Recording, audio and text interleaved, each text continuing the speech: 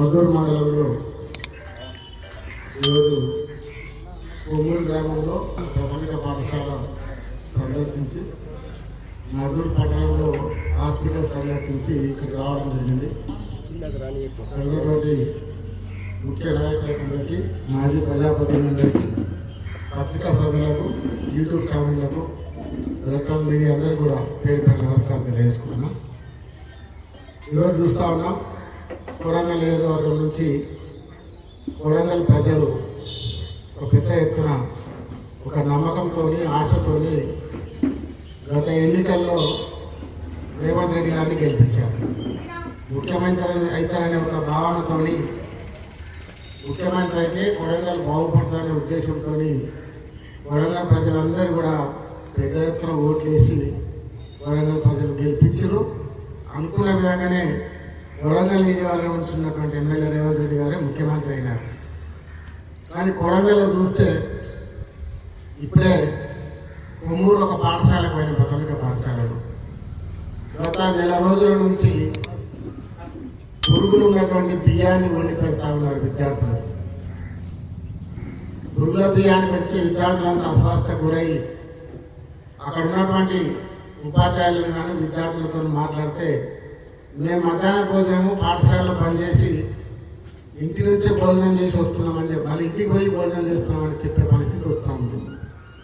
ఈరోజు చూస్తూ ఉన్నారు, ఇక్కడ చూడండి, ఈ బియ్యం మొత్తము పురుగులతోని నిండినటువంటి స్టాక్ పెట్టి 2-3 నెలల నుంచి 2 నెలల క్రితం 3 నెలల క్రితం తెచ్చిన బియ్యం స్టాక్ పెట్టి పురుగుల బియ్యాన్ని వండి విద్యార్థులకు భోజనం పెడతారు. లేరు, మెడిసిన్ షార్టేజ్ డాక్టర్ గారు చెప్తా ఉన్నారు.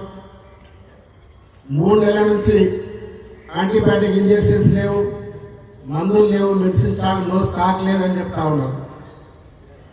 సెంట్రల్ నుంచి స్టాక్ లేదు, అక్కడి నుంచి పంపించడం లేదు. ఇది ఒకటే హాస్పిటల్ కాదు, తెలంగాణలో ఉన్న అన్ని హాస్పిటల్ కూడా మందులు సప్లై కావడం లేదని డాక్టర్ గారు చెప్తా ఉన్నారు. మరి ఇది పరిస్థితి ఎందుకు వచ్చింది? బడ్జెట్ ఎక్కడ పోయింది? హెల్త్కు సంబంధించిన బడ్జెట్ ఎటు పోయింది? ఇది అన్నిటి కూడా ముఖ్యమంత్రి సమాధానం చెప్పాలి. హాస్పిటల్లో మందులు లేవు, పేషెంట్ల ట్రీట్మెంట్ లేదు, డాక్టర్స్ లేరు, పాఠశాలలో మధ్యాహ్నం భోజనం లేదు, హాస్టళ్లలో చూస్తూ ఉన్నాం, గురుకుల పాఠశాలలు ఎక్కడ చూసినా అధ్వానంగా భోజనం, విద్యార్థులంతా రోడ్లపైకి ధర్నా చేస్తూ ఉన్నారు. నాచారం స్కూల్లో చూసినాం, ఇప్పటికి 2 సార్లు నాచారం ఏజీబీ స్కూల్ విద్యార్థులు ధర్నా చేసినారు, మాకు భోజనం సరిగా లేదని చెప్పి. తెలంగాణ అంతటా ఇదే పరిస్థితి ఉంటే మరి ముఖ్యమంత్రి గారు ఏం చేస్తూ ఉన్నారు, మంత్రులు ఏం చేస్తూ ఉన్నారని నేను ప్రశ్నిస్తూ ఉన్నాను. తెలంగాణలో కాంగ్రెస్ ప్రభుత్వం వస్తే బాగుపడతామని ఆశతోని రైతులు ప్రజలు ఓట్లేసి గెలిపిస్తే అనేక హామీలు ఇచ్చినారు ఎన్నికల్లో. 6 గ్యారెంటీలు అన్నారు, 6 గ్యారెంటీలు ఎటుపోయినాయి? మెడల్ వంచి ఈ 6 గ్యారెంటీలు అమలయ్యే వరకు ఎంబడి పోరాటం చేసి అమలయ్యే వరకు చేస్తాం. అదే కాకుండా ఈరోజు అభివృద్ధి విషయంలో చూస్తే గతంలో మనం మద్దూరుకు 8 కోట్లతో రోడ్డు వేయడానికి ఇచ్చినాం, ఇంతవరకు పనులు మొదలు పెట్టలే. చాలా గ్రామాలకు రోడ్లు మంజూరు చేసినాం. ఇక్కడ ఎస్సీ రెసిడెన్షియల్ స్కూల్ ఫౌండేషన్ వేసి సంవత్సరం గడుస్తూ ఉంది, ఇంతవరకు కూడా ప్రారంభించలే ఎస్టీ రెసిడెన్షియల్ స్కూల్కు. ఎందుకంటే అక్కడ స్కూల్ చాలా అధ్వాన పరిస్థితుల్లో బిల్డింగ్లో ఉంది. మనం గతంలో 2-3 సార్లు విజిట్ చేసినాం. వాళ్ళకు వసతి సౌకర్యం లేదు, భోజన సౌకర్యం లేదు. కాబట్టి మంచి బిల్డింగ్ ఉండాలని చెప్పి మనం 6 కోట్లతోని ఎస్టీ రెసిడెన్షియల్ స్కూల్ మంజూరు చేస్తే దాని గతి లేదు. ఇప్పటివరకు కూడా పనులు మొదలు కాలే. రోడ్డు వాడిని 8 కోట్లతో ఇస్తే ఇంతవరకు కూడా పనులు మొదలు కాలే. అదే కాకుండా ఈరోజు మద్దూరులో అనేక అభివృద్ధి కార్యక్రమాలు ఇచ్చినాం, ఎక్కడ కూడా పనులు మొదలు కాదు ఇంతవరకు కూడా. మనం ఇచ్చిన ప్రభుత్వమే, మనం ఇచ్చిన రోడ్లు ఈరోజు తాండాలకు 65 కోట్ల రూపాయలు తాండాలకు మంజూరు చేసినాం. హాస్పిటల్లో గతంలో చూసినాం, పెద్దలు హరీష్ రావు గారు ఆరోగ్య శాఖ మంత్రిగా ఉన్నప్పుడు మద్దూరు మండలంలో బ్రహ్మాండంగా హాస్పిటల్ ప్రారంభించి ఇక్కడ అన్ని వసతులు ఉండాలి. ఇది నారాయణపేటకు దూరం, ఇక్కడ నా పేషెంట్ రావాలన్నా, చిన్న ప్రెగ్నెంట్స్ ఉన్న లేడీస్ కూడా పోవాలంటే మహబూబ్నగర్ నారాయణపేట పోవాల్సిన పరిస్థితి ఉండే మధ్యలో. అట్లాంటిది ఇక్కడ హాస్పిటల్ ఓపెన్ చేసి అన్ని వసతులు ఏర్పాటు చేసి డాక్టర్లు ఏర్పాటు చేస్తే ఇప్పుడు హాస్పిటల్ పోయినాం. ఇక్కడ ఉన్నటువంటి అప్పుడు గతంలో ఇచ్చినటువంటి మంజూరైనటువంటి అల్ట్రాసౌండ్ కానీ ఎక్స్రే మిషన్ కానీ ఆక్సిజన్ మిషన్ కానీ ఇక్కడ కూడా వాటన్నిటిని కూడా మక్తల్ హాస్పిటల్ షిఫ్ట్ చేసినారు. నేను ఒకటే అడుగుతున్నా ముఖ్యమంత్రి గారిని, నీ సొంత నియోజకవర్గంలోనే ఈ పరిస్థితి ఉంటే ఆ తెలంగాణ రాష్ట్రం అంతా ఎట్లుందో ప్రజలందరూ గమనించాలి. ఇప్పుడే చూసినారు ఈ ముఖ్యమైన బియ్యం పెట్టి విద్యార్థులకు వండి పెడుతున్నారంటే ఈ యొక్క ముఖ్యమైన బియ్యాన్ని పుల్ల బియ్యాన్ని ముఖ్యమంత్రి కుటుంబంలో ఈ బియ్యం తింటారా అని అడుగుతున్నాను. ఈ బియ్యాన్ని కూడా మరి ముఖ్యమంత్రి కుటుంబంలో ఉన్న సభ్యులు తినాలి, తిన్న తర్వాత విద్యార్థులు పెట్టాలి. ఇక్కడ ఉన్నటువంటి హాస్పిటల్ ఉన్న ఎక్విప్మెంట్స్ అన్నీ కూడా వేరే కాన్స్టిట్యూన్సీకి తీసుకుపోయినారు. ముఖ్యమంత్రి కాన్స్టిట్యూన్సీ డాక్టర్స్ లేరు, గైనకాలజిస్ట్ లేరు, చాలామంది డాక్టర్స్ షార్టేజ్ ఉన్నది అక్కడ హాస్పిటల్లో. ఇక్కడ ఉన్నటువంటి గతంలో ఇచ్చిన మంజూరు ఇచ్చిన ఎక్విప్మెంట్స్ అన్నీ కూడా మక్తలు తీసుకుపోయిన పరిస్థితి ఎందుకు వచ్చిందని అడుగుతా ఉన్నాను.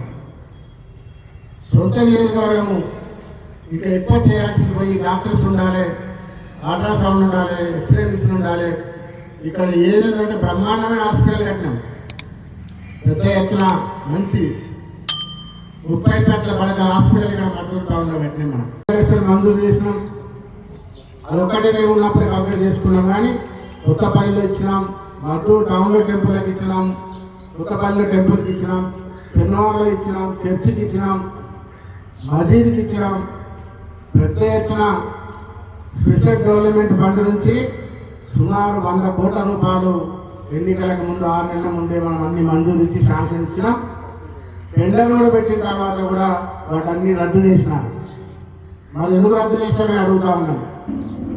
ముఖ్యమంత్రి నియోజకవర్గం కదా, ఇంకా కొత్తగా నిధులు తీసుకొచ్చి పనులు చేయాలి తప్ప పాత అన్నీ కూడా రద్దు చేసి పనులన్నీ రద్దు చేసినారు. గతంలో సర్పంచులు చేసిన వర్కులకు చాలామంది సర్పంచులు, మాజీ సర్పంచులు అందరూ కూడా ఇబ్బంది పడుతూ ఉన్నారు. ఒక్కరు కూడా బిల్లు ఇవ్వడం లేదు.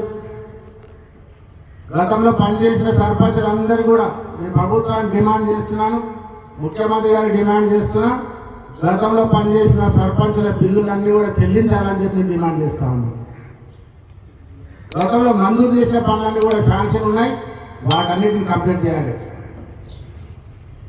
ఈరోజు చెక్ డ్యామ్లు 75 కోట్లతో చెక్ డ్యామ్లు ఇస్తే 1-2 కంప్లీట్ చేసినారు. మేము గతంలోనే 25 కోట్ల చెక్ డ్యామ్లు కంప్లీట్ చేసి మరీ కూడా పెద్ద ఎత్తున రైతులకు అందుబాటులో తీసుకొచ్చినాం. విచారం చెక్ డ్యామ్ కానీ, అదేవిధంగా ముసిరిబా కానీ అనేక రకాల చెక్ డ్యామ్లన్నీ కంప్లీట్ చేసినాం. ఈరోజు లింగాల చేడు కాడ 8 కోట్లతో చెక్ డ్యామ్ మంజూరు చేసినాం. దాన్ని తొందరలో కంప్లీట్ చేసి నాణ్యత వర్క్ లేకుండా ఆ చెక్ డ్యామ్ అప్పుడే ఇంకా వర్క్ కంప్లీట్ కాకముందే చెక్ డ్యామ్ లీక్ అయ్యే పరిస్థితి వచ్చింది. గత ప్రభుత్వం కేసీఆర్ గారు ముఖ్యమంత్రిగా ఉన్నప్పుడు ప్రతి ఒక్కటి రైతులకు ఎప్పటికప్పుడు టయానికి విత్తనాలు ఇచ్చినాడు, ఎరువులు ఇచ్చినాడు, రైతు బంధు పంట పెట్టుబడి సాయం ఇచ్చినాడు. పండించిన పంట కూడా గ్రామాలలో సెంటర్ పెట్టి కొనుక్కొని రైతులకు ఇబ్బందిగా లేకుండా చేసిన ప్రభుత్వం కేసీఆర్ ప్రభుత్వం.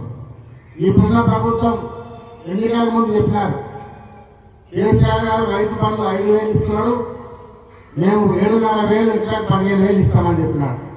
ఎటుపోయింది రైతు బంధు? ఎటుపోయింది? వానాకాలం సీజన్ పంట కూడా కంప్లీట్ అయిపోతూ ఉంది. ఇంతవరకు రైతు బంధు లేదు, రైతు బీమా లేదు. రుణమాఫీ అన్నారు, రుణమాఫీ 30% కూడా రుణమాఫీ జరగలేదు. ఏ బ్యాంకుకు పోయినా, ఏ గ్రామానికి పోయినా, ఎక్కడ ఏ రైతులు అడిగినా మా రుణమాఫీ కాలేదని చెప్తా ఉన్నారు. 15,000 కోట్లతో రుణమాఫీ చేసి మొత్తం రుణమాఫీ కంప్లీట్ అయిపోయిందని చెప్పినారు ముఖ్యమంత్రి గారు. కానీ దానికి కావాల్సింది 46,000 కోట్లు కావాలి. 46,000 కోట్లు అయితే రుణమాఫీ కంప్లీట్ అవుతుంది. కానీ మనం చేసింది 17,000 కోట్ల రుణమాఫీ చేసి మొత్తం కంప్లీట్ చేసినామని ముఖ్యమంత్రి గారు అబద్ధాలు చెప్తా ఉన్నారు. నేను అడుగుతా ఉన్నాను, గతంలో ఇచ్చిన హామీలన్నీ కూడా అమ్మదాతలకు 2,000 ఇస్తుండే కేసీఆర్ గారు, ఇంట్లో ఒకరికే ఇస్తుండే, మొత్తం ఇద్దరికి ఇస్తా అని చెప్పిన ముఖ్యమంత్రి 2,000 4,000 చేస్తాడు. 4,000 పెన్షన్ ఎటుపోయింది?